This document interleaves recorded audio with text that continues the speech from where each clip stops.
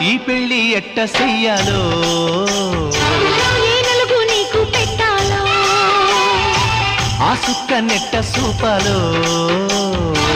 ఆచారం లేని ఇల్లమ్మా జన్మంతా నీ గుడిలో వెలిగిన ఈ దీపం అడుగుతూ ఉన్నది ఒకే వరం ఆ తల్లికి ఐదో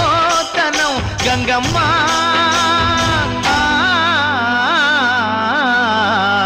అందాల పూల రెమ్మ పేరింటి ఎన్నెలమ్మ ఎల్లమ్మ నీ పెళ్ళమ్మ అందాల పూల రెమ్మ పేరింటి ఎల్లమ్మ ఎల్లమ్మ నీ పెళ్ళమ్మ